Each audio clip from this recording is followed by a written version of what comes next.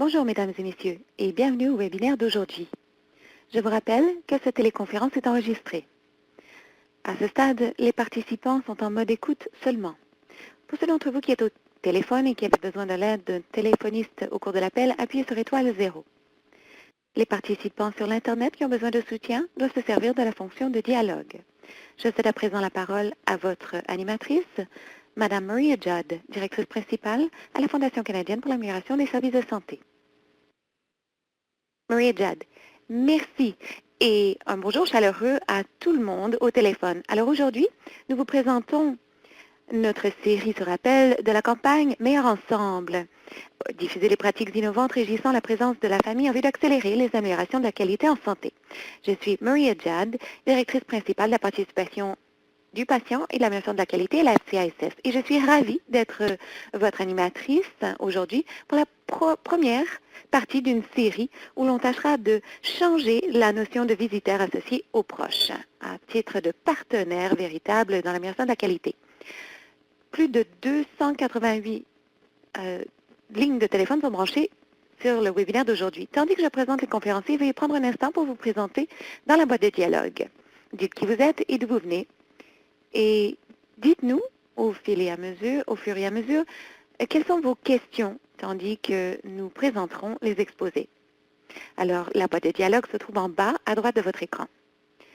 Nous sommes vraiment ravis d'être accompagnés de Bev Johnson. Bev, qui est présidente et chef de la direction du conseil d'administration de l'Institute for Patient and Family Centered Care. Elle compte plus de 25 années d'expérience dans le domaine du développement organisationnel et de la gestion. Elle a travaillé en tant que professionnelle de la santé, a prodigué des soins directs aux patients, a géré des unités et elle a enseigné. Elle est connue d'un grand nombre d'entre nous à titre d'inspiration, de leader sur le plan du partenariat avec les patients et leurs familles en faveur de soins véritablement centrés sur le patient et sa famille. Par ailleurs, nous accueillons aussi le Dr Del Castillo, qui est le directeur par intérim de South Health Campus et également professeur adjoint d'enseignement clinique à l'Université de Calgary. Par ailleurs, nous accueillons aussi Joanne Ganton, qui est la directrice générale de la participation et de l'expérience du patient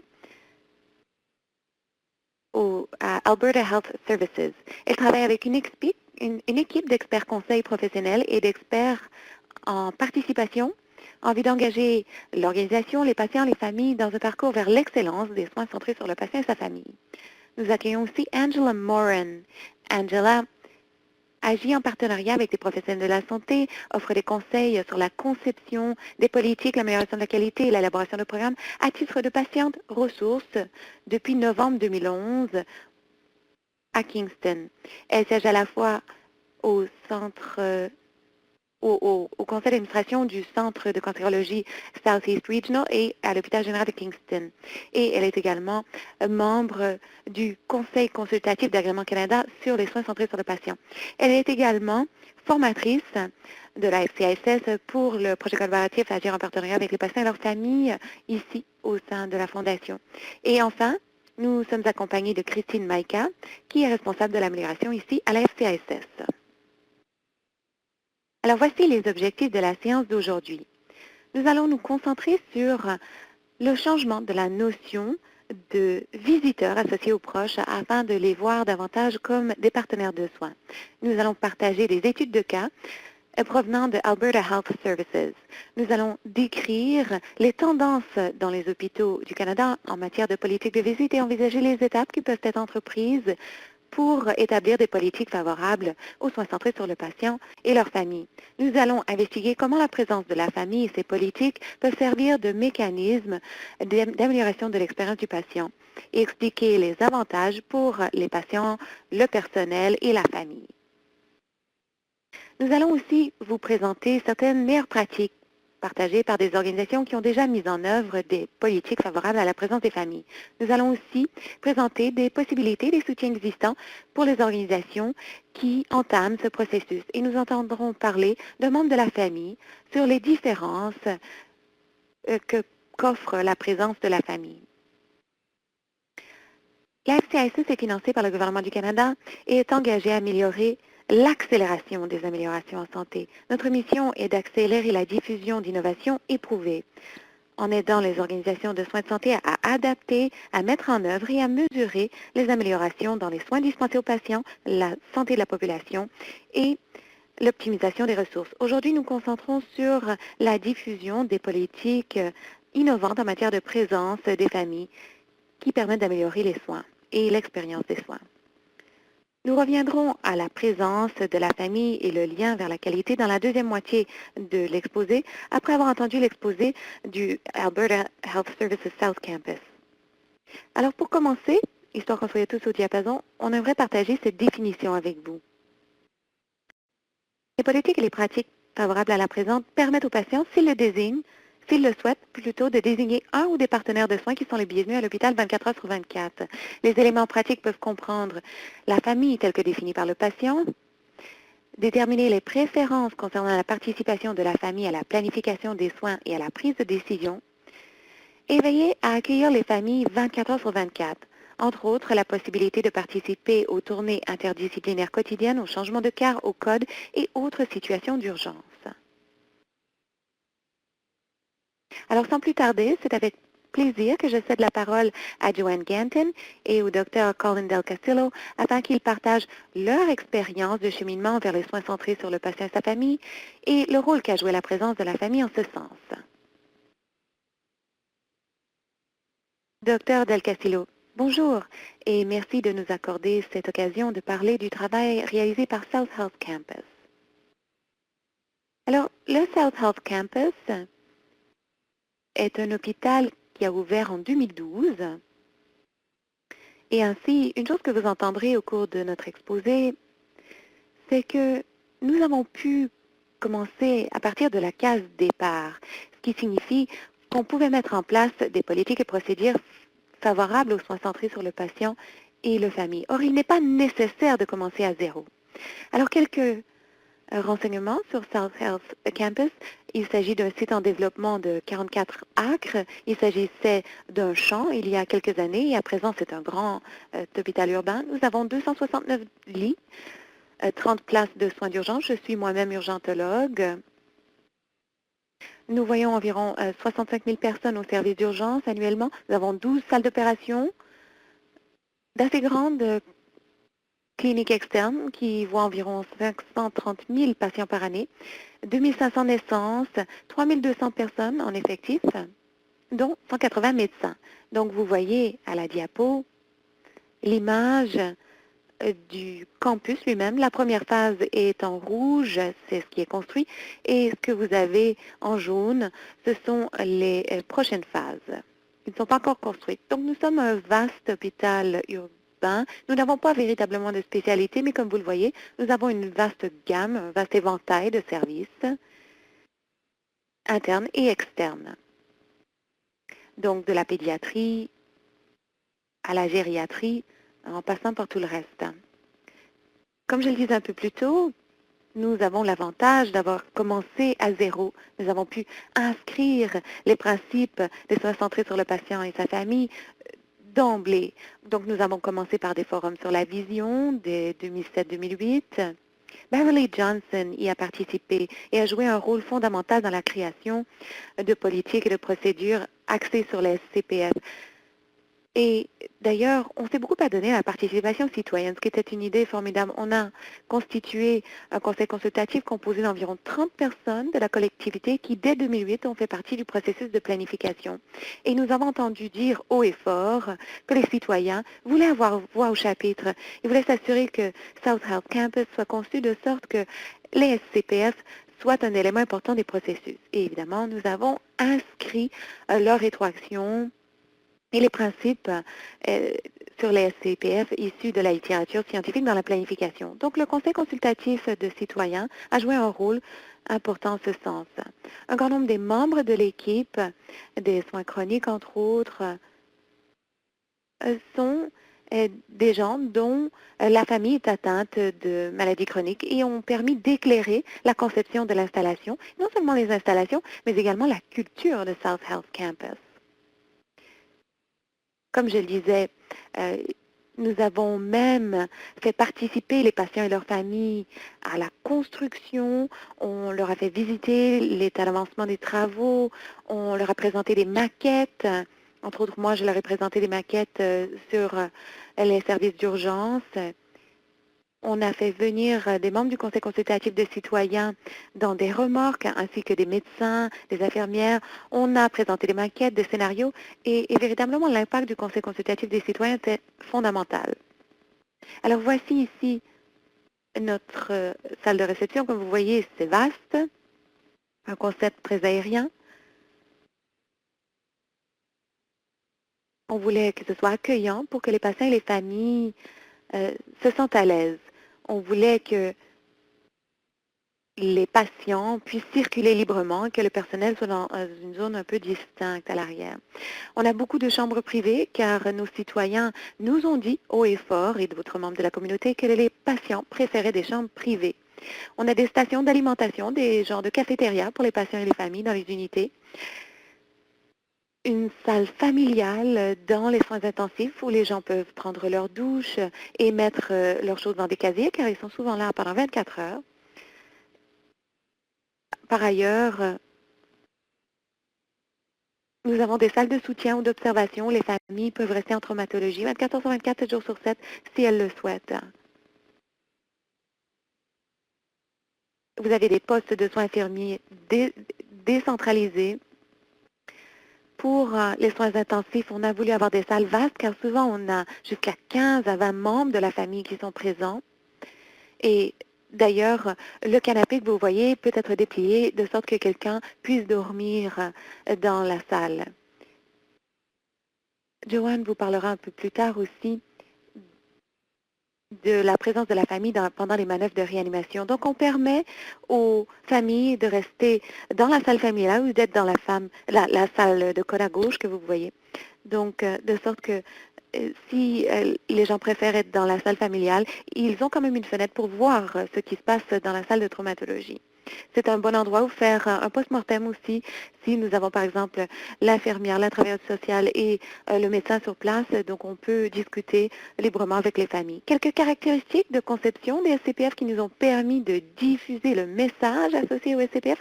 Eh bien, nous avons le Wi-Fi gratuit pour les patients et leurs invités.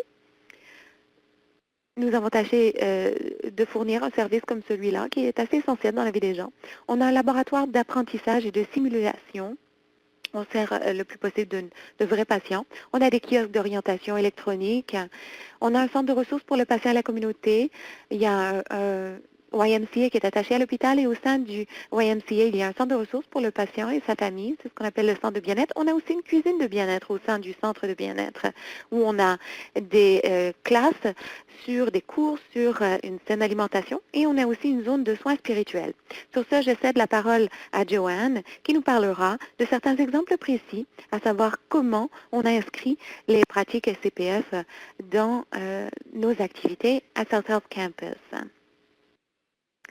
Joanne Ganton.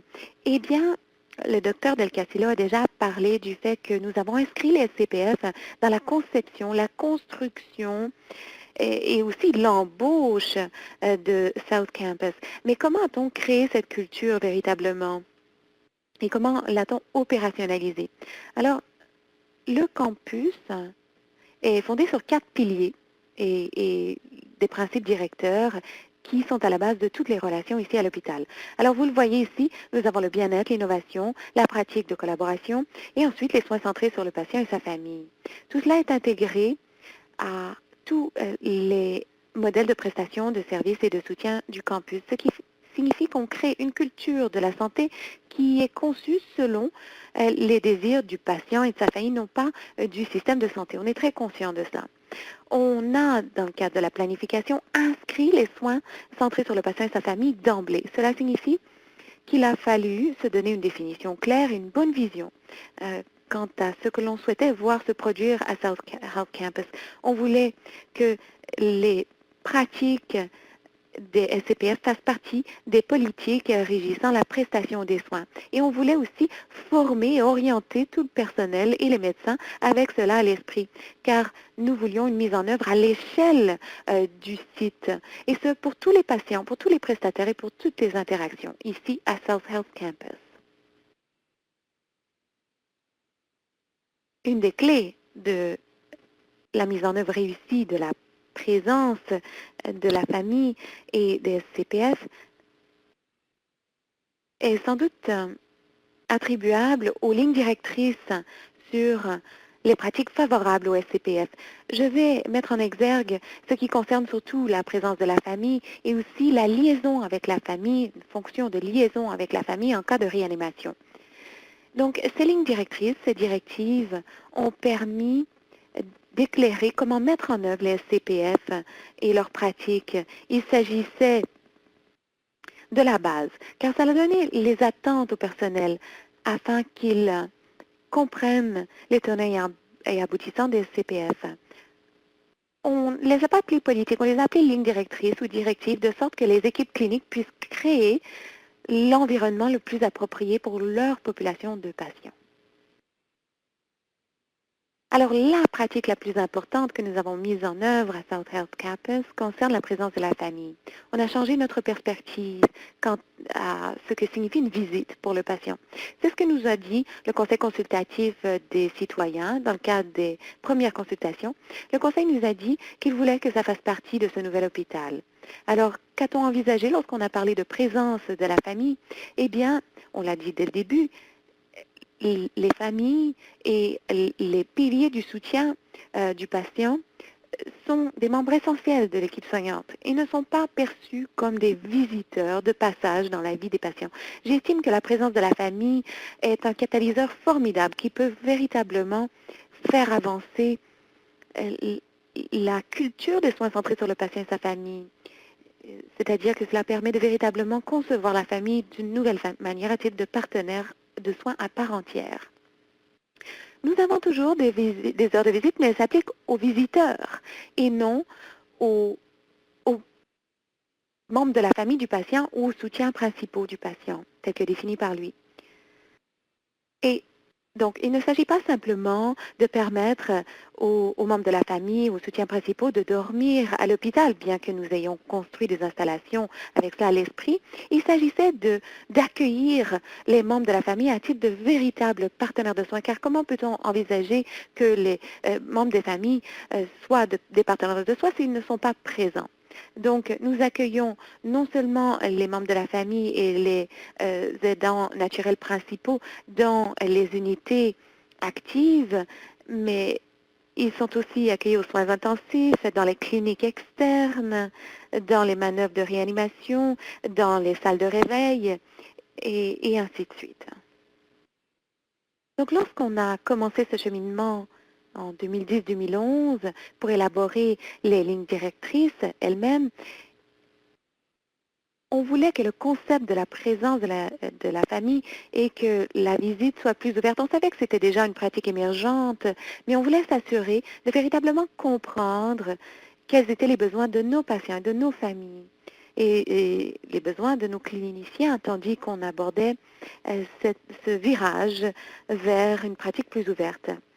La clé était d'obtenir beaucoup de rétroaction sous forme d'évaluation de besoins. Et à droite, vous voyez que nous avons utilisé un gabarit pour faire une évaluation des besoins, surtout à la lumière de la rétroaction du Conseil consultatif des citoyens, mais on a fait une évaluation des besoins avec les équipes cliniques et les équipes de planification des immobilisations. On a fait un examen de la littérature scientifique, du genre de politique qui était mise en œuvre en Amérique du Nord. Et l'Institute for Patient and Family Centered Care a publié des lignes directrices sur le changement des politiques régissant la présence de la famille. Ça a été véritablement un document fondamental pour lancer notre travail. Et ensuite, on a choisi certaines pratiques exemplaires, celles qui appuyaient le plus les familles et les patients, et on a élaboré nos lignes directrices en fonction de cela. Il s'agissait de donner aux personnels de l'information, à savoir comment appuyer la philosophie, les normes et les procédures de présence de la famille. Alors voici les faits saillants de nos lignes directrices hybrides actuellement en place. Les documents sont rendus disponibles à tout le monde qui assiste au webinaire par la FCISS en anglais et en français, je crois. Donc, on a pris cette approche que la présence de la famille n'était pas simplement la possibilité de rester la nuit, ça ne s'appliquait pas seulement aux soins hospitaliers. Certains des détails sont définis par le patient, c'est-à-dire que le membre de la famille ou le soutien principal peut changer au fil du temps. C'est 24 heures sur 24, 7 jours sur 7, dans tous les environnements où que le souhaite le patient.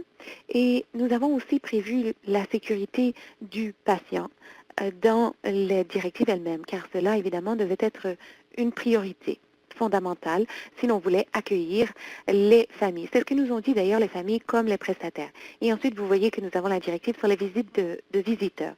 Je vous laisse simplement partager certains résultats jusqu'à présent, car un des mythes au départ surtout de la part des prestataires de soins et du personnel, était que si on ouvrait davantage les portes aux familles, il y aurait toutes sortes de membres de la famille dans les unités à toute heure de la nuit et que ce serait le chaos.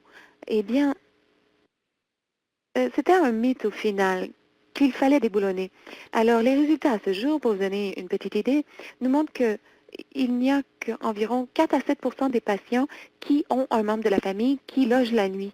Et ça varie selon l'unité et selon la population de patients. Je pense que le fait que la présence de la famille soit accueillie pendant la journée donne aux membres de la famille la confiance que leurs proches seront occupés, seront pris en charge plutôt pendant la nuit. Alors, beaucoup de familles choisissent de rentrer chez elles le soir, surtout qu'elles savent qu'elles peuvent revenir quand elles le veulent. La présence de la famille que l'on constate ici au campus, après 2 ans et demi environ, est très élevée dans le service de cardiologie. Jusqu'à 8 des patients ont quelqu'un qui les accompagne la nuit. Soins intensifs, environ 15 mais ça a été jusqu'à 24 des membres de la famille qui sont restés la nuit. Mais je veux signaler que ce ne sont pas des données parfaites, car nous ne sommes qu'un hôpital dans tout un système, donc il n'a pas été possible pour nous d'avoir des renseignements, des données sur la présence des familles dans notre dossier de santé électronique. Donc, on n'a pas de moyen automatisé de dénombrer le nombre de personnes qui y logent la nuit. Donc, on a réussi à améliorer le processus, mais ça n'est pas parfait. Alors, c'est ce que je vous dirais comme conseil. Assurez-vous d'être capable de faire le suivi des membres des familles qui restent la nuit. C'est important d'avoir ces renseignements pour des questions d'urgence, si jamais il y avait besoin d'évacuer ou qu'il fallait faire un décompte des personnes présentes. Ça peut permettre d'identifier les besoins aussi sur le plan de soutien familial ou de perfectionnement professionnel. Ça peut aussi être important pour des fins de recherche. Donc, il est important de saisir toutes les données que vous pouvez sur la présence de la famille. Ça pourra, dans l'avenir, sans doute être relié aux données sur la sécurité des patients. Et comme on l'a vu au tout début, ça permet de réduire les erreurs de médication, les chutes et les glissades, réduire les escarres. Avec la présence de la famille, on pense qu'on peut avoir un raccourcissement des séjours à l'hôpital ou des réadmissions. C'est certaines raisons pour lesquelles il est important de saisir des données d'emblée sur la présence des familles. Alors, je vais à présent passer très rapidement à la présence des familles lors de manœuvres de réanimation. On pourrait en dire beaucoup plus, mais certains des faits saillants, de nouveau, on reconnaît, comme le docteur de Castillo disait au début, que selon l'organisation, la forme de la présence de la famille changera. Et ce ne sont pas toutes les directives qui doivent tenir compte de la présence de la famille pendant les manœuvres de réanimation. Vous devez donc réagir à la culture locale et à l'étape de votre cheminement, faire participer vos équipes locales à la planification. Il ne faut pas que ce soit une panacée ou une approche de haut en bas, c'est-à-dire que ces pratiques doivent être adaptées. Donc, la présence de la famille faisait partie des lignes directrices originales, donc depuis le tout début, et nous avons voulu inclure les manœuvres de réanimation. Donc, lorsqu'on a proposé une formation sur les soins centrés sur le patient et sa famille et la présence de la famille, c'est vraiment le personnel qui a dit qu'il appuyait la pratique, mais qu'il voulait davantage de compétences, de formation. pour pouvoir soutenir le rôle. Donc, le personnel voulait se sentir apte à devenir la liaison avec la famille. Et nos médecins aussi appuyaient l'idée d'avoir la présence de la famille tant qu'il y avait un membre du personnel qui était désigné pour aider la famille pendant le code. Donc, suite à un vaste examen de la littérature scientifique et de recherche que nous avons trouvé, nous n'avons pas trouvé de programme existant. Ainsi, nous avons élaboré notre propre programme ici et notre propre programme de formation. Alors, voici certains des éléments sur le rôle de la fonction de liaison, c'est-à-dire fournir un soutien affectif, fournir de l'information à la famille, à savoir ce qui se passe dans la situation, d'orienter et de réagir aux besoins de la famille au long de l'expérience, et que cette personne responsable de la liaison ne fait pas partie de l'équipe de code et n'offre pas de soins directs. Elle se concentre exclusivement sur la famille, s'assurer qu'elle soutient l'information voulue tout au long du processus. Donc, le processus pour la fonction de liaison est affecté selon le quart de travail. Généralement, c'est le travailleur social de l'unité qui est généralement la personne qui occupe la fonction de liaison avec la famille. Or, nous n'avons pas des travailleurs sociaux 24 heures sur 24 sur le site, donc il nous fallait un processus pour veiller à ce que d'autres membres du personnel soient formés pour occuper cette fonction et désignés selon le quart de travail. Et donc, sur la diapo, vous voyez qu'il y a un certain nombre de professionnels qui peuvent assumer le rôle de liaison avec la famille à tout moment. Sur le plan des évaluations réalisées jusqu'à présent, histoire de vous donner une petite idée de ce qu'a donné la présence des familles pendant les codes, eh bien, après quelques années de mise en œuvre, on constate qu'environ 25% des codes qui ont lieu ici, au campus, euh, sont accompagnés de familles, car les codes se produisent le jour et la nuit, et comme vous pouvez bien vous imaginer, parfois les membres de la famille ne sont pas présents. Alors, à l'heure actuelle, 25% des cas comprennent la présence de membres de la famille, et dans chacun de ces cas, il y a eu quelqu'un responsable d'assurer la liaison avec la famille. Je vais à nouveau céder la parole au docteur Del Castillo, qui nous parlera de certains des avantages du point de vue des médecins d'avoir la présence des familles pendant les codes, les situations d'urgence, et aussi d'autres réflexions qu'il aura peut-être à partager sur son expérience ici au campus. Docteur Del Castillo. Eh bien, vous voyez, comme urgentologue, j'ai travaillé à d'autres endroits et parfois, la famille était présente pendant les manœuvres de réanimation, mais on n'avait pas de processus formel comme c'est le cas ici. Il y a des avantages multiples. Donc, pour les patients, bon, le patient est peut-être inconscient, est peut-être incapable de nous dire quels sont ses antécédents médicaux, quels sont ses objectifs, que veulent-ils en cas de réanimation. Ils ne sont peut-être pas capables de nous parler de leurs allergies. Il y a toute une liste de choses qui, comme médecins et comme équipe de soignants, doivent savoir de la part du patient qui est peut-être dans l'incapacité de nous fournir les renseignements. Donc, avoir la présence de la famille est très importante à ce sens pour obtenir ces renseignements. J'ai assisté à une situation urgente, un code il y a quelques mois, et c'était un patient externe qui faisait faire un scan et qui a eu une réaction à la teinture. Et donc, ce patient était venu seul. Donc, il a fallu faire une réanimation. Donc, c'était, comme j'ai dit là, tomodensitométrie, c'était scan. Et il n'y avait pas de membre de la famille pour nous dire que cette personne avait été allergique. Cette personne était en clinique externe, donc on avait à peine de renseignements sur lui. Alors maintenant que les membres des familles sont présents, et d'ailleurs, il y a davantage de membres de la famille qui sont présents aux urgences, mais quand même, il peut y en avoir ailleurs. Donc, avoir la présence des familles est très importante et on constate d'énormes avantages pour les patients. Et pour les familles, évidemment, elles ont l'impression d'être moins puissantes. Elles peuvent contribuer. Elles veulent savoir qu'elles peuvent aider, qu'elles peuvent fournir des renseignements. Donc, avoir une fonction de liaison qui peut parler avec la famille, c'est très avantageux à la fois pour les familles et pour le personnel soignant. Vous savez, très souvent, on s'attache beaucoup aux patients, mais on oublie que la famille vit des moments très difficiles. Donc, il est important d'avoir quelqu'un qui s'occupe de la famille et qui s'occupe de l'aider à vivre ces moments difficiles.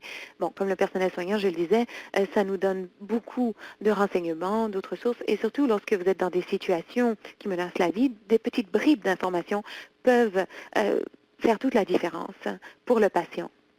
Alors, au final, Quelle que soit votre évolution sur le plan de la mise en œuvre des SCPF, il y aura toujours des obstacles. Vous savez, dans le monde de la médecine, et bon, il y a toujours des médecins qui disent non, je ne ferai pas les SCPF, des gens qui sont formés de manière plus traditionnelle, où le médecin tend à être responsable de tout, être le capitaine de l'équipe. Bon, on fait face à des entraves ici. Il y a certains médecins qui ne voulaient pas participer aux activités de SPF, mais en ayant des directives, en ayant cela comme pilier, en l'inscrivant dans la culture de South Health Campus, certaines de ces personnes qui étaient peut-être un peu plus récalcitrantes à l'origine ont commencé à amorcer le virage et exercent davantage de pratiques fondées sur les soins centrés sur le patient et sa famille. Maintenant, sur le plan de la présence de la famille, bon, oui, c'est bien ici, tout le monde a suivi une orientation, on leur a présenté les 4 piliers, et ils savent sans doute les réciter maintenant, mais on voulait s'assurer de pérenniser ces efforts. Et donc, nous avons déterminé certaines choses qui ont bien fonctionné, qui nous ont aidés à pérenniser ces notions de présence de la famille. D'abord, le leadership, c'est-à-dire que nos dirigeants, ici à South Health Campus, donnent l'exemple en adoptant des comportements favorables aux soins centrés sur le patient et sa famille. Il s'agit pour l'équipe de direction de s'assurer de joindre l'acte à la parole essentiellement. La participation permanente des patients et de leurs familles, des citoyens, est essentielle. Comme vous voyez ici, nous avons une image des membres du Conseil consultatif des citoyens. Ils sont très mobilisés, se rencontrent mensuellement. Et donc, les membres de ce conseil siègent aussi sur des comités. Et il y a des membres de l'équipe de direction qui sont membres des comités où se trouvent ces citoyens et aussi notre chef de l'exploitation qui est membre du conseil des citoyens. Donc, de sorte qu'il y ait communication de part et d'autre. Et enfin, il est important de mesurer, de communiquer les données sur les soins centrés sur le patient et sa famille. Du moins, en médecine, les données probantes ont une place prédominante. Donc, il est important pour Alberta Health Services d'avoir accès à beaucoup de données. Alors, on fait beaucoup de choses dans le cadre d'un système qui a été conçu par HS qui s'appelle Tableau et qui nous permet de saisir toutes sortes de données. Comme vous le voyez ici, nous avons les faits saillants du dernier exercice et nous avons une reddition de comptes trimestrielle selon certaines mesures. Cela est communiqué au site et à HS, donc on sait quelle est notre situation mensuellement ou enfin trimestriellement. Et on a aussi des outils de rétroaction. Donc, comme vous le voyez ici à l'écran, nous avons, entre autres, une unité d'accès rapide et donc, nous avons sondé les patients pour savoir ce qu'ils pensaient de nos soins centrés sur le patient et les familles et sur leur pratique. Et, et donc, nous avons obtenu leur rétroaction dans le cadre d'une initiative pan-provinciale qui nous permet d'évaluer ce qu'en pensent les patients, qu'est-ce qui a bien fonctionné. Alors, nous faisons des tournées où les patients sont des participants actifs dans les tournées et nous faisons un audit de leur participation et nous faisons un compte-rendu auprès des unités. Joanne Ganton a parlé du séjour nocturne, même des patients, ça c'est important. Et on a un projet pilote de carte de remerciement. Et d'ailleurs, nous disons au personnel s'ils ont été cités dans une carte de remerciement. Lors d'un forum de leadership, le forum de leadership de l'année dernière, entre autres, quelqu'un de notre unité d'application des connaissances a fait 10 groupes de discussion sur la performance de l'équipe de direction, à savoir quelle était la performance de l'équipe de direction sur les CPF. Ces groupes de discussion étaient constitués d'inhalothérapeutes, d'infirmières, de médecins, et nous avons une excellente rétroaction sur ce que nous avons fait jusqu'à présent et comment on peut améliorer nos pratiques en matière de SCPF. Donc, en résumé, le cheminement vers la présence de la famille et les SCPF est quelque chose qui, je l'espère, intéresse tous les sites canadiens de soins centrés. Il ne s'agit pas d'une initiative ou d'un projet qui a un début, une fin. Il s'agit d'un changement de culture, quelque chose qui doit faire partie des activités quotidiennes. Pour ce faire, il faut que ça se fasse à l'échelle du site. Il faut que ça fasse partie des processus de RH. Par exemple, lorsque vous embauchez du personnel, vous n'embauchez pas simplement pour des compétences, mais aussi pour l'attitude. Donc, nous avons des questions touchant les CPF dans le processus d'entretien. D'ailleurs, et je ne l'ai pas encore signalé, nous avons un service qui se consacre exclusivement au SCPS. À un moment donné, on avait 4 ETP dans ce service. À l'heure actuelle, on en a 2,5. Mais essentiellement, moi, comme directeur médical et le reste de l'équipe de direction, on ne pourrait pas mettre en œuvre ces pratiques et les activités de soutien si on n'avait pas du personnel qui s'y consacrait à temps complet. Donc, il est important d'y consacrer des ressources. La publication de directives qui sont facilement accessibles, tout cela est très important et ça fait partie des attentes au moment où on est embauché. Le soutien pour le personnel et les médecins grâce à des moyens de formation et d'encadrement, entre autres dans les services d'urgence et ailleurs dans les unités. Ensuite, les membres du conseil consultatif de citoyens sont encouragés à partager leur récit dans les comités auxquels ils participent également. Et comme je disais un peu plus tôt, c'est formidable de pouvoir faire les SCPF, mais il est important de mesurer et de communiquer les données au site pour dire quelle est la situation, quels sont les domaines dans lesquels il faut s'améliorer. Et on a trouvé que d'avoir un rapport annuel et de mettre à jour des données trimestriellement, cela nous permettait de donner au personnel la rétroaction dont il a besoin pour ressentir la réussite des SPF et CPF, mais aussi comprendre quelles étaient les possibilités d'amélioration. Alors voilà, cela conclut notre exposé. Merci encore de l'occasion de diffuser le message de ce que nous avons fait ici à South Health Campus. Maria Jad, merci beaucoup d'avoir partagé vos réflexions et votre expérience concernant les soins centrés sur le patient et la famille. J'aimerais faire une petite pause ici pour permettre aux gens de poser leurs questions, s'ils le souhaitent, pour l'équipe de South Health Campus. Alors, si vous avez des questions, tapez-les à l'écran. Je vois que vous tapez, alors je vais commencer moi-même à poser une question. Nous avons reçu une question d'hôpitaux qui envisage le rôle de la présence de la famille, les politiques assorties. Et Dr. De Calcio, vous avez dit que vous aviez jusqu'à parfois 20 à 25 personnes aux unités de soins intensifs lorsqu'on a fait une évaluation. Donc, Christine Maïka parlera dans un instant au Canada concernant les politiques de visite. C'est souvent une limite, c'est-à-dire qu'on impose une limite sur le nombre de membres de la famille qui peuvent être présents. Et je comprends pourquoi, mais pouvez-vous nous dire comment vous avez orienté, soutenu les prestataires et le personnel de sorte qu'ils soient capables d'accueillir autant de membres de la famille?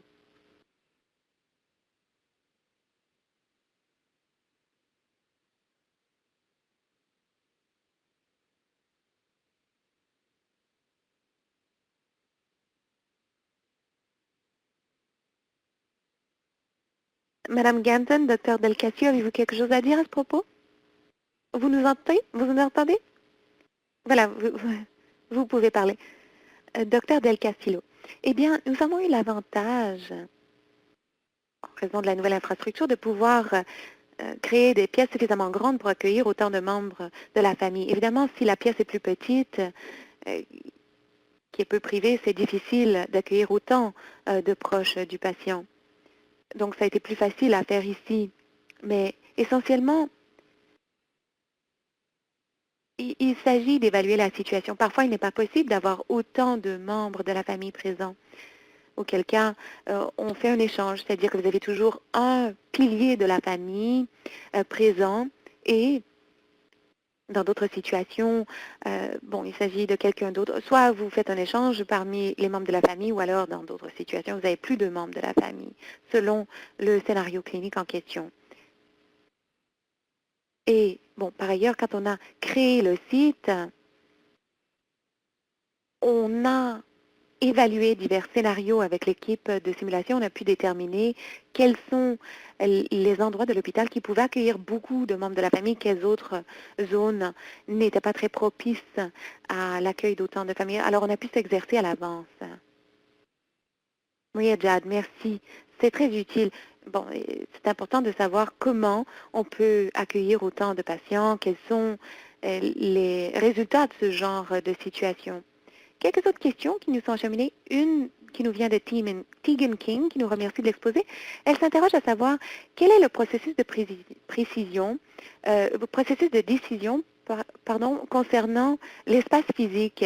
Est-ce que vous avez envisagé un processus de co-conception? Joanne Ganton. Eh bien,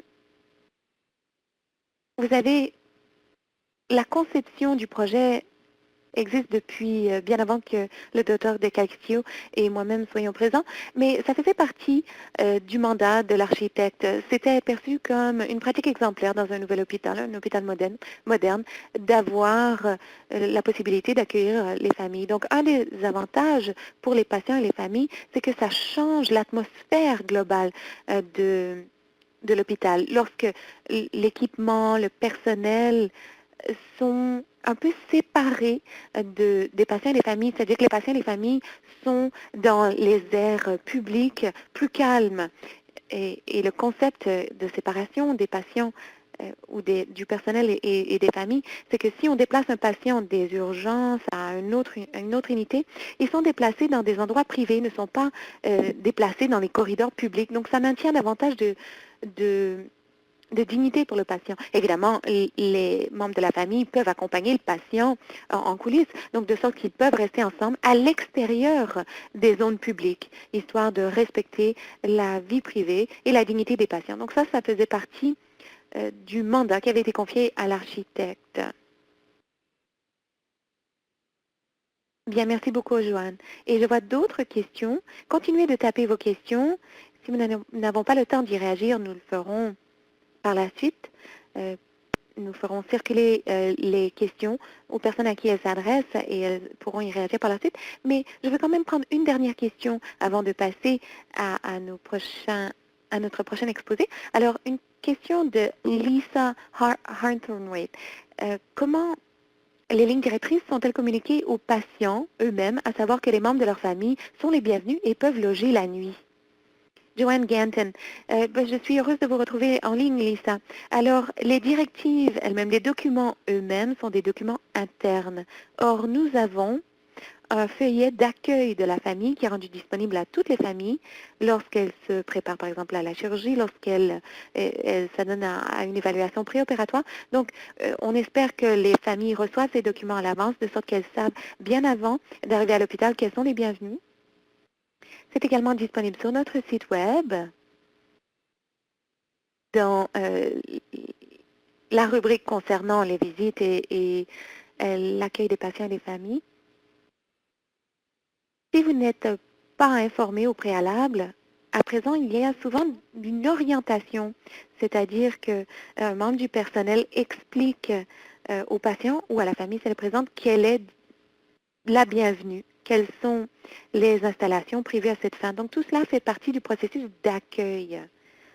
Nous n'avons pas d'heures inscrites sur les portes, donc ce n'est pas un obstacle, mais certaines des portes sont fermées à clé. Or, les membres de la famille peuvent, grâce à une carte ou à une clé, entrer, donc assez librement. Mais c'est fermé à clé pour des raisons de sécurité. Maria Jad, merci, Mme Ganton, et merci d'avoir envoyé les questions. Continuez de les envoyer, on y réagira plus tard, après l'exposé d'aujourd'hui. À ce stade, cependant, j'aimerais céder la parole à Beth Johnson, qui est PDG de l'Institute for Patient and Family Centered Care. Merci, Bev. La parole est à vous. Merci beaucoup, Maria. C'est vraiment formidable d'entendre les comptes rendus des travaux excellents qui sont faits en Alberta au campus South Health. Ça demande l'importance du partenariat. Dès le début de ce projet, on constate un véritable partenariat authentique, valorisant avec les patients, les familles, les citoyens. C'est ce qui vous a permis de parvenir à l'achèvement de votre projet. Félicitations. L'Institute for Patient and Family Centered Care, nous sommes basés aux États-Unis, près de Washington, et nous valorisons beaucoup, nous attachons beaucoup de prix à notre partenariat avec le Canada. Je rentre de notre séminaire approfondi, il y avait de nombreuses organisations canadiennes qui étaient présentes. C'est merveilleux de favoriser ainsi l'apprentissage de part et d'autre de nos frontières. Nous définissons les soins centrés sur les patients et la famille comme une approche de la planification, de la valorisation des soins de santé fondée sur un partenariat mutuellement bénéfique. Nos 4 concepts clés sont le respect et la dignité, le partage de l'information avec les patients et les familles de manière utile et habilitante, l'encouragement et le soutien aux patients et à leur famille dans la participation aux soins et à la prise de décision au niveau qu'ils souhaitent, comme ils le souhaitent, et la collaboration, aussi bien dans les contacts critiques que dans l'amélioration en tant que partenaire dans le perfectionnement. Et nous sommes ravis qu'Accréditation Canada ait adopté cette définition des CPF et l'ait incorporée dans toutes les normes pour les organismes de soins de santé canadiens. Ils appellent cela soins centrés sur les clients et les familles, mais le même concept de partenariat mutuellement bénéfique s'y retrouve avec ces 4 notions clés. Et je crois que ces notions clés orientent nos discussions aujourd'hui. Dans le cadre de l'évolution du concept des familles en tant que visiteurs. Pendant très longtemps, nous nous inquiétions à la pensée que ce changement restait inachevé, restait inappliqué, qu'il demeurait en Amérique du Nord et au-delà de nombreux hôpitaux où les familles et les visiteurs étaient toujours étiquetés et où des politiques restrictives étaient toujours en vigueur. Nous avons donc créé la campagne internationale donc, que vous connaissez. Ça fait plaisir d'établir un partenariat donc dans le cadre de cette campagne Mieux Ensemble. Nous valorisons beaucoup le partenariat, le travail qui se fait partout au Canada.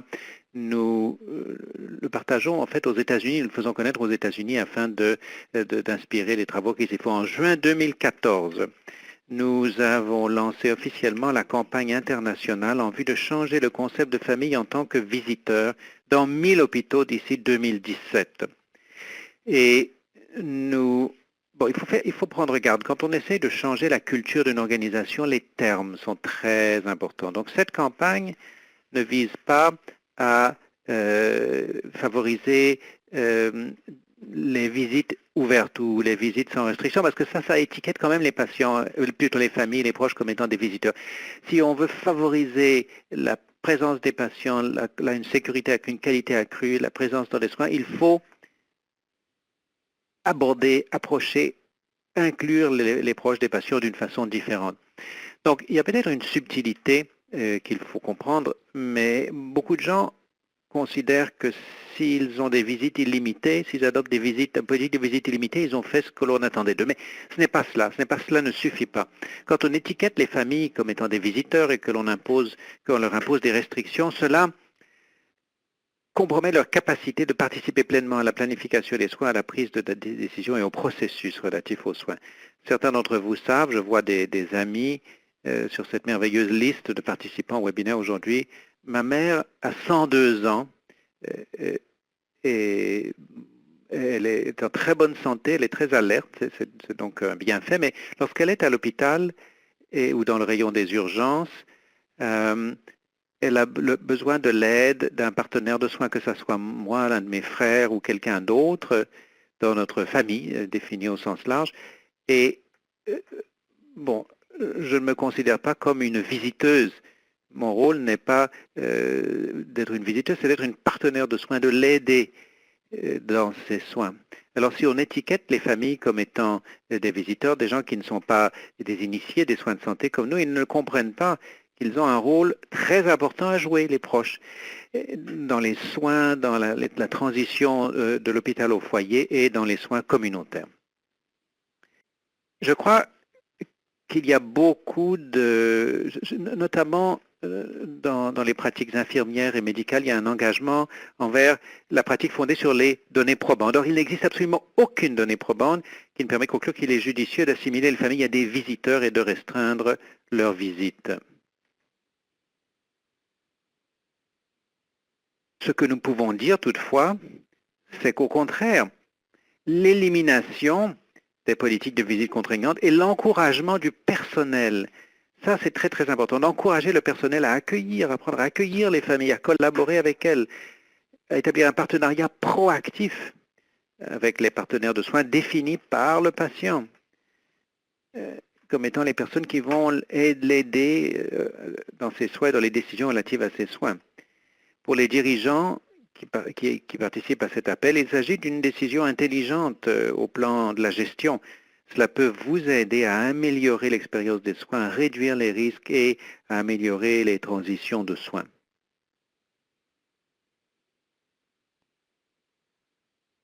Bon, en réfléchissant aux changements que vous voulez apporter dans la culture de vos organisations en vue de favoriser la présence et la participation des familles, regardez les affiches, les enseignes, les inscriptions dans votre hôpital. Quels sont les messages qu'ils transmettent aux patients et à leurs proches et au personnel également, ne l'oublions pas. J'ai pris ces photos au fil des années. Je pourrais vous en montrer 200 ou 300 identiques qui respirent le même esprit. Elles transmettent le même message. Vous êtes un visiteur.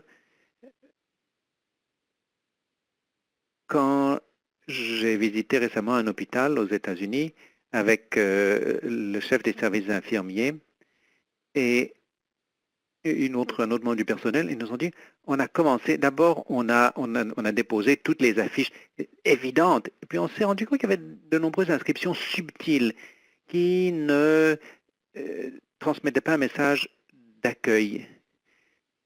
Par exemple, à un hôpital des enfants, dans l'unité des soins intensifs pédiatriques, il y avait une inscription précisant que les visites étaient illimitées, sauf pendant les tournées des médecins et pendant les changements de quart des infirmières. Et puis en tout petit caractère en dessous, ça disait « Les familles peuvent visiter en tout temps ». Eux, les personnels d'hôpital pensaient que c'était très bien. Mais je leur ai demandé, écoutez, réfléchissez un peu au message que ça transmet aux familles, cette inscription. D'abord, les proches sont des visiteurs, pas des partenaires clés dans la prise de décision pour leur enfant. Mais aussi, ça donne le diapason. Les parents, les patients ne sont pas encouragés, ne sont pas respectés comme étant des membres clés de l'équipe de soins de l'enfant. Et bien souvent, on me disait, oui, mais on fait des exceptions pour les proches. Mais non, on veut créer un ton d'accueil positif d'emblée. Et je crois que l'hôpital Arundel a fait, ils ont pris 1 an pour réfléchir de façon approfondie avec chaque service pour changer le concept de famille en tant que visiteur. Alors donc, ils ont un ananas. Bon, les ananas ne poussent pas à Annapolis, Maryland, mais c'est un symbole de bienvenue. Et il précise que c'est selon la préférence des patients. Il y a des patients qui pourraient ne pas vouloir que leurs proches viennent à l'hôpital. Il s'agit de respecter le choix des patients. Et par ailleurs, l'hôpital montre bien au public et aux proches qui viennent, montre bien quel est leur rôle. Si, bon, vous diriez, on peut faire ça dans le site web, on peut faire ça dans des directives, dans des brochures, mais là, l'hôpital montre bien que le rôle des familles ne se limite pas à celui de visiter, mais plutôt consiste à fournir des soins, à fournir un soutien et que les proches sont les bienvenus 24 heures sur 24.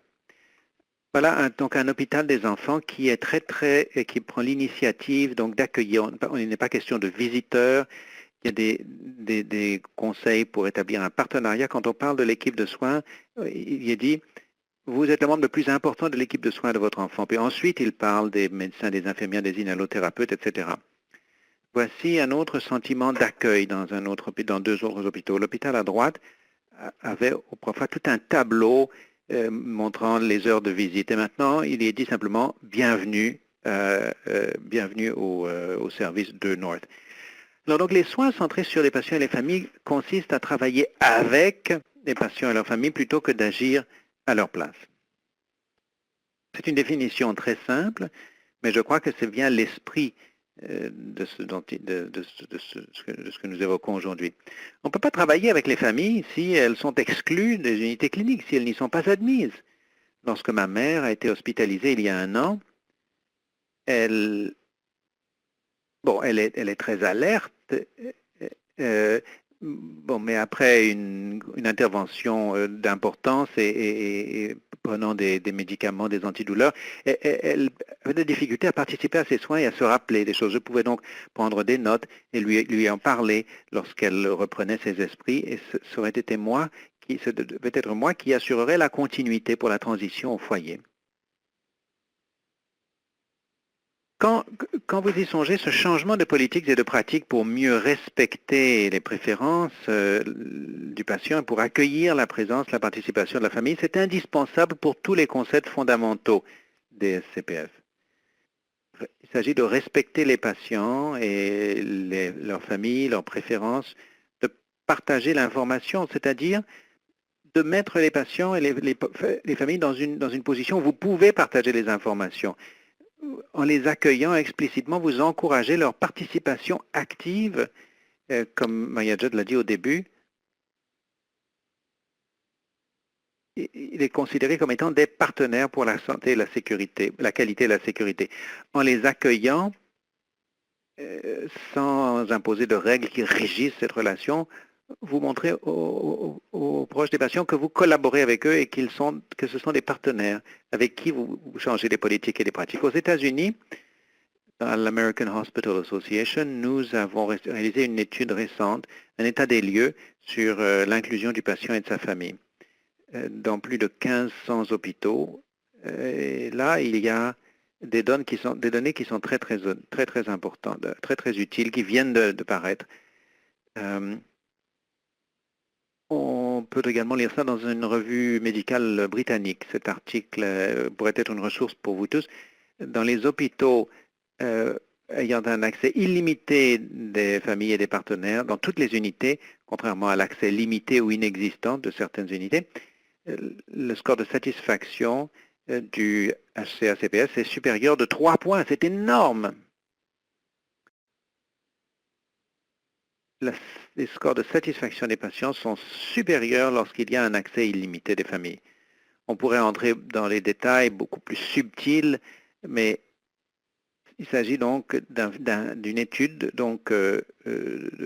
fondamentale que nous avons réalisée chez nous, et je pense que vous allez pouvoir, grâce au travail de la Fondation canadienne pour l'amélioration des services de santé, vous allez pouvoir produire des données supplémentaires, recueillir des données supplémentaires. S'agissant d'un nouvel article qui pourrait vous être utile alors que vous poursuivez vos efforts pour faire évoluer les politiques et les pratiques. Il s'agit d'un article qui est apparu début 2015 dans le Journal of Nursing Administration.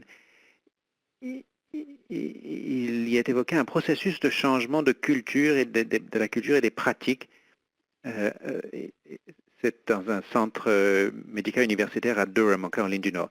Lorsqu'ils ont modifié leur politique en vue de favoriser la présence de la famille, le personnel avait de nombreuses préoccupations. Tous les mythes dont Joanne Ganton a parlé, la loi sur la protection des renseignements personnels, ce sera un fardeau pour les services infirmiers, c'est un fardeau pour les patients, tout ce qu'on entend dire. Et ce qui est intéressant, c'est que la direction, les dirigeants ont dit non, on va faire ce changement, c'est ça qu'il faut faire. Et 4 mois après la mise en œuvre, 87% des répondants à l'enquête auprès du personnel étaient favorables à la nouvelle politique. Et ça, il y a une chose qui favorise le changement, c'est que surtout les infirmières ne sont plus chargées d'assurer l'application de cette politique, le flicage, si vous voulez, l'application de règles très strictes. Et ça, c'est très important pour le processus. Il y a une chose que nous avons apprise, aussi bien au Canada qu'aux États-Unis et dans d'autres pays, c'est qu'on ne peut pas changer les politiques et les pratiques si vous ne faites que démonter des affiches, des enseignes. Il faut soutenir le personnel pour favoriser les changements de pratiques. Cette notion de respect et de dignité ne s'applique pas seulement aux patients et à leurs familles, mais aussi au personnel. Beaucoup de membres du personnel n'ont pas les compétences, les habiletés. On ne leur a pas appris à communiquer, à créer cette tonalité de partenariat. On ne leur a pas appris comment accueillir les patients et leurs familles dès le début. On ne leur a pas appris à faire partie du processus. Cette liste donc de compétences de base que les membres du personnel devraient posséder, vous pouvez établir un partenariat avec vos patients conseillers, avec vos leaders au sein du personnel, vos cliniciens, pour développer, acquérir ces compétences et augmenter le niveau de confort ainsi que la compétence des membres du personnel pour accueillir et soutenir les familles dans ce processus. Il ne devrait pas s'agir seulement d'un changement rapide, il devrait s'agir de travailler en collaboration pour répondre aux inquiétudes du personnel et pour faire fond sur leurs compétences existantes. Nous croyons qu'au fur et à mesure que vous faites progresser les CFP, je pense, Johan Gorton disait la même chose, il s'agit d'une première étape, d'un premier pas, mais de taille, pour établir des partenariats globaux avec les patients et les familles dans au milieu hospitalier. On peut développer ce changement aux politiques dites de visite pour favoriser la présence et la participation de la famille, puis on soutient le personnel pour aider à faire les changements de car au chevet, de manière collaborative avec les patients, les tournées avec le patient et sa famille, la planification des transitions avec le patient et sa famille, et les soins de vie, les planifications, les soins de fin de vie, les prises de décision, ça aussi se fait avec le patient et sa famille. Ça, c'est fondamental dans votre travail. Donc, merci de m'avoir donné la possibilité de participer à cette web émission et je rends la parole à Maria Judd. Maria Judd, merci beaucoup, Bev. Je voulais vous dire, bon, vous avez entendu parler des rapports de South Health Campus et de l'IPFCC, que leur mobile, pour l'importance qu'ils attachent aux politiques pour encourager la présence de la famille, je voudrais vous en dire un peu plus pourquoi la CASS a choisi d'établir un partenariat avec l'IPFCC pour développer ces politiques dans l'ensemble du Canada. La campagne Meilleurs Ensemble a été lancée par l'IPFCC et est appuyée par plusieurs partenaires aux États-Unis dont les noms figurent sur leur site web et sur le nôtre. La FCASS a été le premier partenaire canadien et nous sommes également ravis de bénéficier du soutien de 12 autres organisations au Canada, y compris 6 organismes pan-canadiens, Accréditation Canada, l'Institut canadien pour la sécurité des patients, Patients pour la sécurité au Canada, l'Autoroute de la santé Canada, le Collège canadien des dirigeants en santé et Patients Canada. En outre, il y a un certain nombre d'organismes provinciaux, Conseil de la qualité, les associations professionnelles qui nous appuient, y compris l'Association des infirmières autorisées de l'Ontario, l'Institut manitobain pour la sécurité des patients, le Conseil de la qualité des soins de la santé de Saskatchewan, le Conseil de la qualité de la santé de l'Alberta et le Conseil de la sécurité des patients de la Colombie-Britannique. Je crois qu'il s'agit d'une véritable prise de conscience de ce que je vais évoquer à présent. C'est que dans l'établissement de partenariat avec les patients et la famille, cela permet d'améliorer les soins et d'améliorer les résultats du système. Il s'agit donc de la mission même de ces organismes et également à l'éclairage des données probantes, comme Bev l'a dit. Une bonne partie du travail de notre fondation est basée sur les données probantes. Le Dr. Ralph Baker et Jean-Louis Denis ont étudié les systèmes de santé qui obtiennent d'excellents résultats. Et l'un des défis qu'on les constate, c'est que cela représente donc un bon rapport donc coût-qualité, entre autres attributs. Nous voulions transformer ces attributs en levier d'amélioration. C'est ce que vous voyez sur cette diapositive. Je voulais vous faire part des liens que nous avons établis et tous ces leviers, donc créer des politiques favorables au sein des établissements, créer donc une capacité organisationnelle, une culture d'apprentissage ensemble, un partenariat. Les systèmes de santé qui obtiennent d'excellents résultats font participer les patients, les citoyens à leurs travaux pour améliorer les résultats des soins, l'utilisation de nos ressources dans les soins de santé. Et c'est ainsi que nous pouvons, même en première ligne, améliorer la culture de partenariat qui est la clé donc d'une culture d'amélioration. Alors donc merci beaucoup à tous nos partenaires, à l'IPFCC pour avoir pris l'initiative de cette campagne, et à nos partenaires canadiens et américains pour nous avoir aidés à favoriser et à soutenir les organisations qui participent à cette campagne au fur et à mesure que nous y progressons. Alors, on en a parlé depuis le début, mais l'expérience des organismes et des équipes et les données tirées des recherches émergentes montrent que quand on collabore avec les patients et la famille, on constate des améliorations dans les soins directs et dans les soins donc centrés sur les patients et les familles et dans la qualité de la sécurité dans les politiques relatives aux présences des familles. Un exemple concret de la manière dont la collaboration avec les patients et les familles améliore aussi bien les soins que le rendement du système. D'autres intervenants ont évoqué la proposition de valeur du point de vue des patients, des familles, du personnel des organisations. Un proche va intervenir, un proche de patient va intervenir à la fin de ce webinaire. Je voudrais à présent donner la parole à Christine qui va nous exposer un peu les travaux de la FCASS que nous avons accomplis afin de comprendre la nécessité de la campagne Meilleur Ensemble au Canada et la manière dont nous pouvons contribuer à répandre les politiques et pratiques relatives à la présence des familles. Christine Maïka. Merci Maria Jode.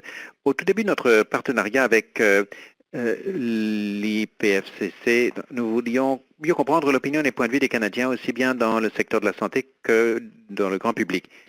Lorsque ces deux groupes ont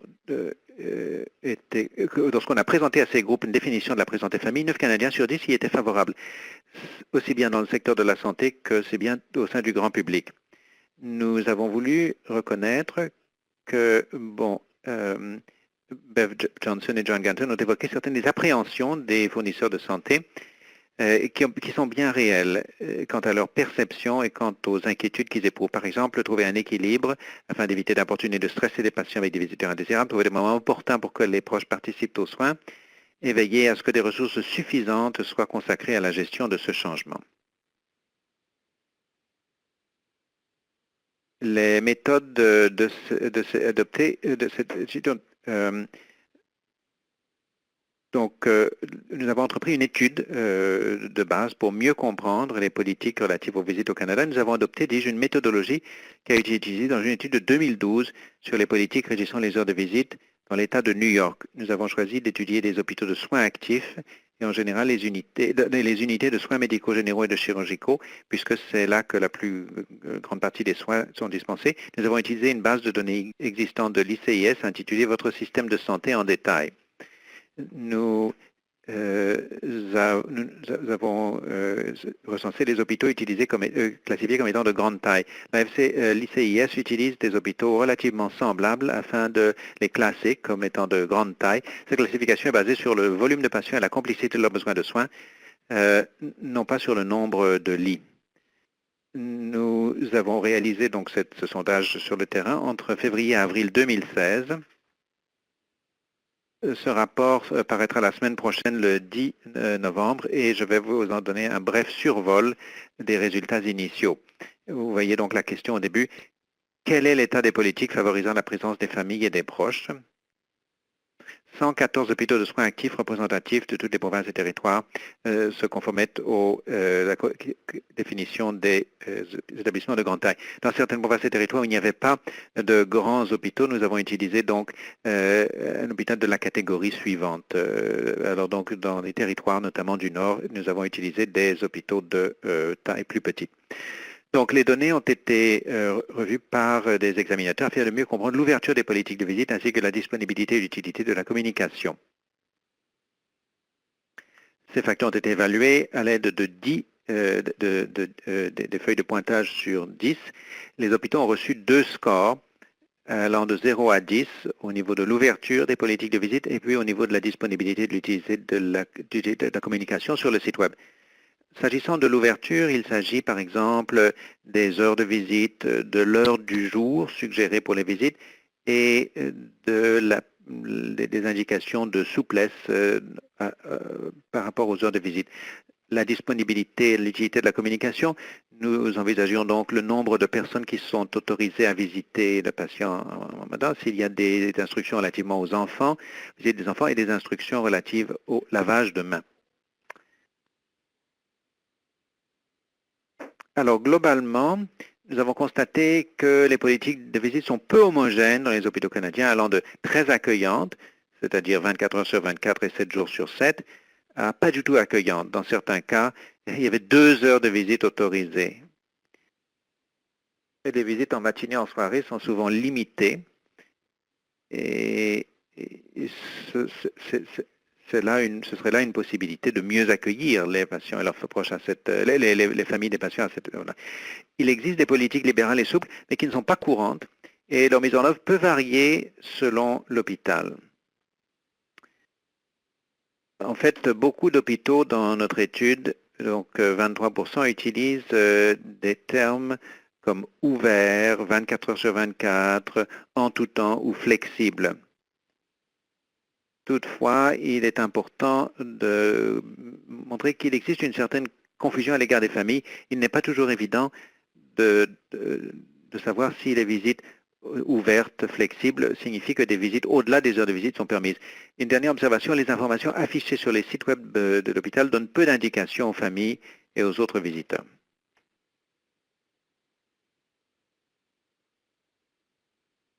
Alors, voici très brièvement les scores pour l'ouverture, le caractère libéral et politique de visite par province. Vous voyez le nombre d'hôpitaux recensés et le score moyen dans chaque province.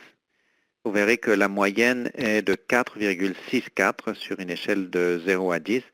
Cela signifie qu'en général, les politiques de visite des hôpitaux sont très peu accommodantes. Toutefois, ce score doit être interprété avec précaution parce qu'il y a une vaste gamme de 0 à 10 et une certaine variabilité aussi bien d'une province d'un territoire à l'autre qu'à l'intérieur d'une province ou d'un territoire.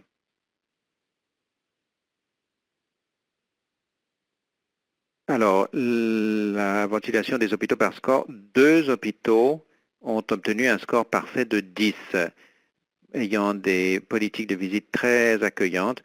3 hôpitaux ont reçu des scores élevés de 9 et 25 des scores élevés de 8. Ce que cela signifie, de notre point de vue, c'est que un certain nombre d'hôpitaux avaient prévoyé au moins 14 heures de visite par jour, y compris au moins 2 heures le matin. Il s'agit des hôpitaux que nous allons nommer dans notre rapport. Bon, alors donc passons au deuxième bulletin où nous évaluons la disponibilité et l'utilité des informations sur des renseignements sur le site web. Alors voyons d'abord la moyenne. Vous voyez sur le tableau que la moyenne globale de toutes les provinces sur la disponibilité et l'utilité des renseignements sur le site web est de 5,29 sur une échelle de 0 à 10, ce qui montre que l'information sur les sites web n'est que quelque peu utile. Et encore une fois, il faut faire preuve de prudence dans l'interprétation des résultats en raison de la large variabilité des scores de 0 et 9, la variabilité des scores aussi bien d'une province à l'autre qu'à l'intérieur d'une province. Alors, voici la répartition selon les scores. Aucun hôpital n'a reçu un score parfait de 10 et seulement 3 ont reçu un score de 9. Plus de 35% des hôpitaux ont obtenu un score de 7 et 8, ce qui est considéré comme étant des informations utiles. Et il est important de savoir que plus de 90% des hôpitaux que nous avons recensés affichent des heures de visite sur leur site web. Et les hôpitaux permettent également de localiser, de visualiser et, le cas échéant, d'imprimer les informations sur les heures de visite. Toutefois, des notes plus faibles sur d'autres paramètres comme la sécurité laissent d'entendre qu'il y a une nécessité d'amélioration dans les détails communiqués aux visiteurs potentiels. Donc, pour résumer, vous verrez ces données dans le rapport qui paraîtra la semaine prochaine. Nous avons constaté que plus de 30 hôpitaux canadiens ont des politiques de visite accueillantes. Il s'agit d'un pas dans la bonne direction. Il est très positif de constater que presque la moitié des hôpitaux interrogés ont des politiques au moins légèrement accueillantes. Une plus grande cohérence dans les politiques de visite pourrait réduire les disparités entre les expériences de soins et éliminer le besoin pour le personnel dans certains services de faire des exceptions. Ces améliorations pourraient en outre être apportées au contenu et au vecteur de l'information adressée aux visiteurs potentiels.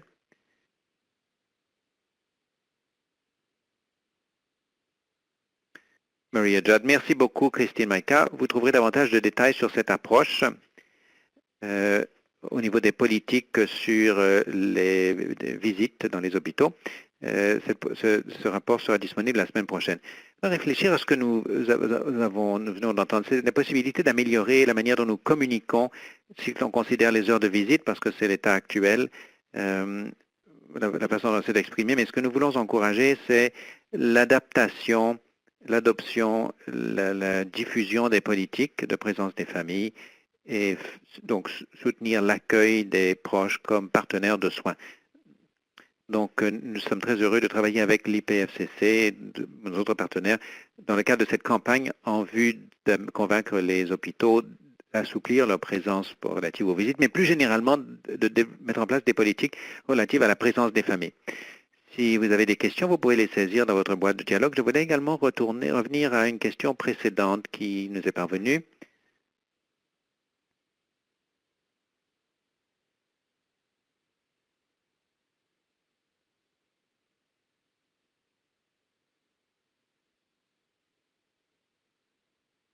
Elle nous vient d'Elisabeth.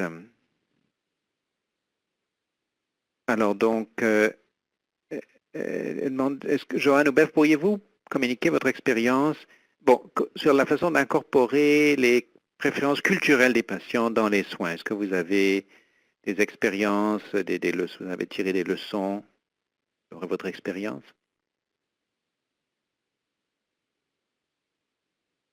Joanne Ganton, je suis heureuse de proposer un début de réponse. Oui, oui. Dans le campus, nous étions très conscients. Ça, c'était relié donc aux rétroactions que nous avions reçues, aux préférences exprimées par les patients, les proches avec lesquels nous avions établi des partenariats qui étaient issus de diverses cultures. Nous avons été très, très conscients de cela. Nous avons des espaces culturellement appropriés. Nous avons incorporé ça dans l'infrastructure, par exemple, des cérémonies autochtones. Pour avoir donc des chambres à pression négative pour permettre donc de brûler les brûlements qui font partie des cérémonies autochtones. Dans certaines parties de l'établissement, nous n'avons pas d'auxiliaire culturel à plein temps sur les lieux, mais les familles y ont accès dans la région de Calgary grâce à nos services et ils peuvent venir sur place au besoin. Donc nous incorporons cela et les membres de notre personnel sont très sont encouragés à suivre plutôt les formations relatives à compétences culturelles que nous offrons dans la province. Maria Judd, très bien. Beverly Johnson, vous avez quelque chose à ajouter?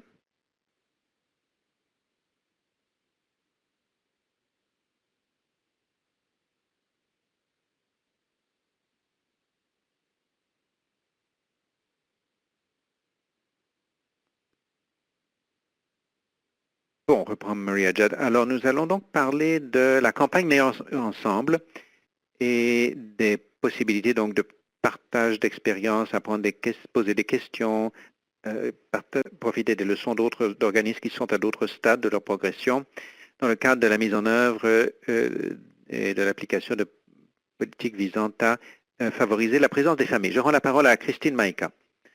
Christine Maïka. Oui, aujourd'hui, c'est vraiment la transition à la phase suivante de notre partenariat avec l'IPFCC et le lancement officieux de la campagne au Canada. La FCASS encourage les hôpitaux canadiens à commencer le processus de mise en œuvre de la politique de présence familiale en collaboration avec les patients et leurs familles comme étape pratique dans la mise en œuvre de soins véritablement centrés sur les patients et la famille. Vous voyez qu'il y a 4 étapes ou éléments de la campagne qui commencent aujourd'hui avec l'activité de lancement et de sensibilisation. Ce que nous proposons dans le cadre de cette sensibilisation, vous voyez que notre site web a changé dans la plateforme Meilleurs Ensemble. Nous allons vous distribuer cela dans notre courriel de suivi.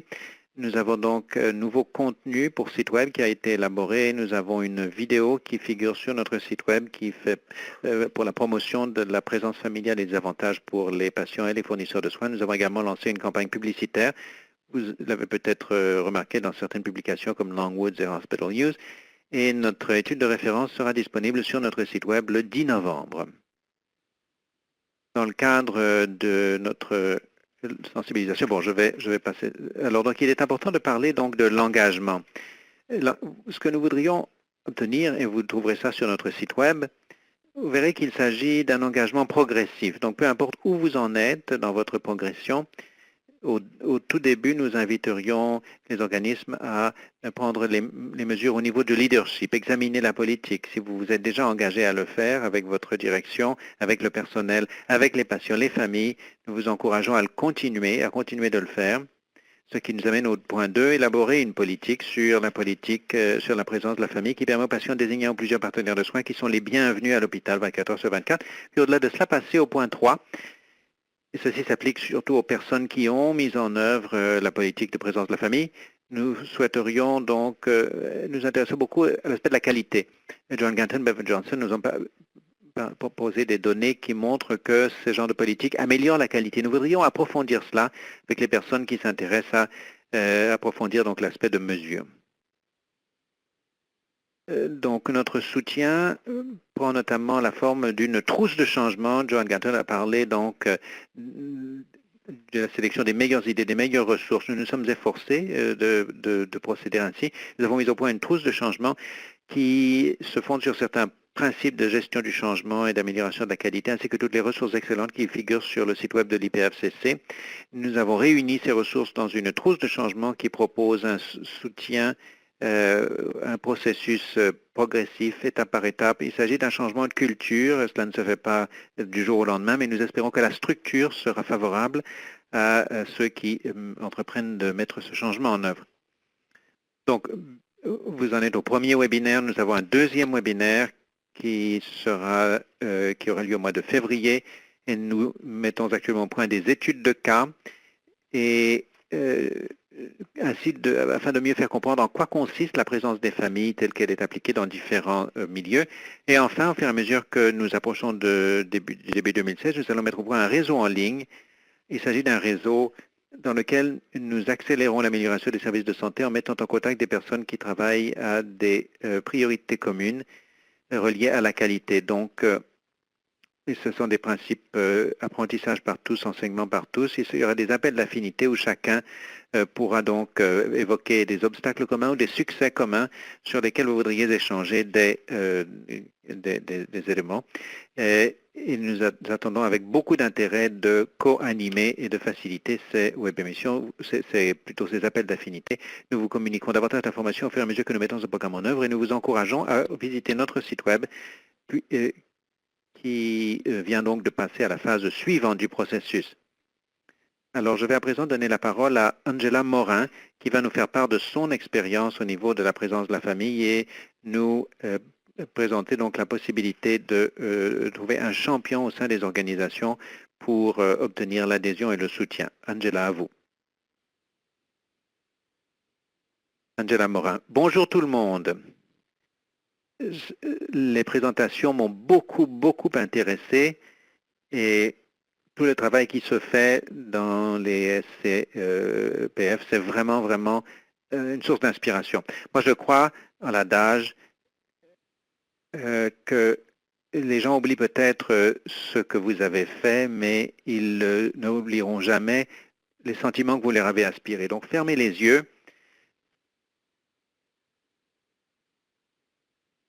Donc, je voudrais que vous cessiez d'être un fournisseur de soins de santé, un dirigeant ou autre pendant quelques minutes. Imaginez-vous quelqu'un que vous aimez, votre conjoint, votre enfant, votre parent, votre ami. Vous lui tenez la main, cette personne a peur, est malade, est vulnérable, est couchée dans un lit d'hôpital, dans votre hôpital. Cette personne vous tient la main, très serrée, et vous dit « S'il te plaît, ne me laisse pas ici, ne me laisse pas seul ici, ne t'en vas pas. » Comment réagir à cela? Comment répondre? Est-ce que vous dites « Il faut que je m'en aille, les heures de visite sont finies » et partir? Est-ce que vous dites « Je vais rester et demander à vos collègues de faire une exception, la règle sur les heures de visite » ou est-ce que vous dites « Parce que vous le pouvez, je serai ici aussi longtemps que tu as besoin de moi ».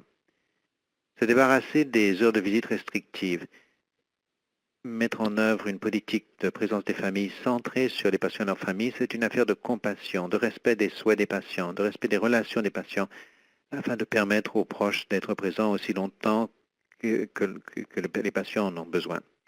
Mais il s'agit aussi d'une question de sécurité des patients, de qualité des soins. Si vos yeux sont encore fermés, vous pouvez les rouvrir. À 67 ans, ma mère a reçu un diagnostic de cancer colorectal. Après son diagnostic, tout s'est passé très vite. Avant que nous nous en étions rendus compte, elle se réveillait après une intervention chirurgicale avec une colostomie et une longue radiothérapie en perspective. Le soir de l'intervention, nous sommes partis après l'heure des visites. À la fin de l'heure des visites, nous sommes revenus le lendemain pour trouver ma mère en détresse. La nuit s'était mal passée. et j'ai compris qu'elle ne voudrait plus passer une seule minute seule tant qu'elle avait besoin. Plutôt, j'ai fait vœu qu'elle ne passerait pas une minute seule tant qu'elle aurait besoin de quelqu'un. Euh, cette décision a été diversement accueillie par le personnel, une certaine tolérance en général. D'autres m'ont senti vraiment accueilli. Je lui apportais de l'eau, ce qu'elle ne pouvait pas faire. Je la rassurais lorsque les choses allaient mal. Je l'empêchais d'arracher ses intubations et je l'ai convaincu de ne pas se lever au milieu de la nuit et d'essayer de s'enfuir. J'ai pu écouter les instructions du médecin, poser les questions nécessaires. J'étais là pour faire partie de son équipe de soins et je lui ai tenu la main. Je dois dire que j'ai eu énormément de mal à comprendre comment quiconque penserait qu'une organisation ou une politique ou qu'un étranger pourrait avoir le droit de me dire que moi, en tant que patiente, je ne peux pas être accompagné de mes proches lorsque j'en ai le plus besoin. Je trouve que les heures de visite restrictives sont archaïques et centrées sur le système. D'autres hôpitaux, un hôpital différent 10 ans plus tard, ma fille, qui avait 22 ans à l'époque, avait subi une intervention pour une fracture du bassin. Le soir de l'intervention, on m'a demandé de partir, mais j'ai pu négocier pour avoir quelques heures de plus avec elle. Une infirmière m'a laissé rester. Mais avec le changement de quart, l'infirmière est venue à exiger que je parte. Elle a menacé d'appeler la sécurité. Donc je suis parti pour éviter de faire une scène. Quand je suis revenu le matin, ma fille était en détresse. On avait enlevé son cathéter et elle avait voulu aller aux toilettes pendant la nuit. Elle avait sonné. Personne n'est venu, donc elle s'est levée toute seule et afin de se rendre aux toilettes. L'infirmière l'avait grondée pour s'être levée. Après tout, elle aurait pu téléphoner. Cette nuit-là, je suis resté. Personne ne m'a obligé à partir. Changement soudain de politique, changement de personnel, crainte que je ne perde patience, je ne sais pas. Mais j'ai été autorisé à rester avec ma fille. Je lui ai procuré une bassine, je lui ai tenu la main lorsqu'elle a vomi, j'ai disposé ses oreillers, je lui ai tenu la main. Une politique sur la présence de la famille signifie que les patients peuvent établir un partenariat avec le personnel pour déterminer s'ils veulent que quelqu'un reste avec eux et dispenser le personnel de devoir enfreindre les règles et contourner les politiques pour faire ce qui doit être fait. L'été dernier, mon père a dû subir une intervention cardiaque dangereuse dans un autre hôpital. Ma mère a visité le site web de l'hôpital et a constaté qu'il y avait des heures de visite fixes. À partir de ce moment-là, elle est devenue tellement stressée, pas seulement au niveau de l'intervention, mais au niveau des confrontations inévitables pour lesquelles elle devrait se préparer. Si mon père avait besoin d'elle, personne n'aurait pu lui faire quitter cet hôpital. Mes parents sont mariés depuis plus de 50 ans. Ils sont meilleurs amis. Comment quelqu'un pourrait peut-être penser que forcer ma mère à quitter le chevet de mon père, lâcher sa main s'il avait besoin d'elle, était la bonne décision à prendre, sachant qu'un hôpital a une politique sur la présence de la famille qui permet aux familles, définies par le patient, d'être partenaires dans les soins de leurs proches. Il s'agit d'une décision extrêmement rassurante qui tranquillise, réduit l'anxiété, réduit le stress pour tout le monde. L'hôpital général de Kingston, où je suis conseillère sur l'expérience des patients et de leur famille, a changé sa politique sur les visites plusieurs fois au fil des années. Au début, il y avait des heures restreintes. Ensuite, les familles sont accueillies. Et maintenant, les familles sont accueillies, sont les bienvenues 24 heures sur 24. Il ne s'agissait pas simplement d'un changement de langage, mais d'un véritable accueil, d'une inclusion des patients. Comme Alberta Health Services, l'hôpital général de Kingston est décidé à créer un engagement favorable aux soins centrés sur la famille, sur les patients et la famille et sur les résultats positifs. La politique sur la présence de la famille existe pour soutenir et faciliter cet objectif. Il ne s'agit pas de permettre aux visiteurs de faire n'importe quoi ou simplement de se débarrasser des heures de visite. Il s'agit de dignité, de respect, de communication, de participation dans les soins, dans la prise de décision, de partage de l'information et de collaboration.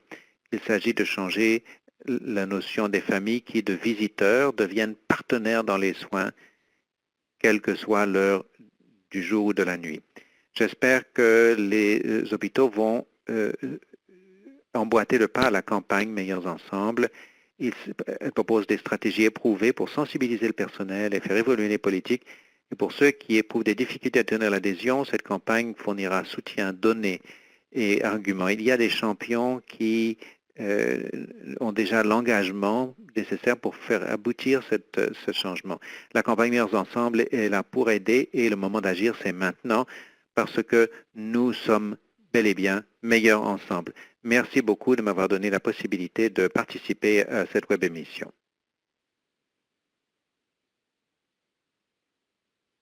Maria Judd, merci beaucoup. Angela Morin, merci beaucoup. Beverly Johnson, Dr. Castillo, Joanne Ganton. Merci à l'équipe de la FCASS.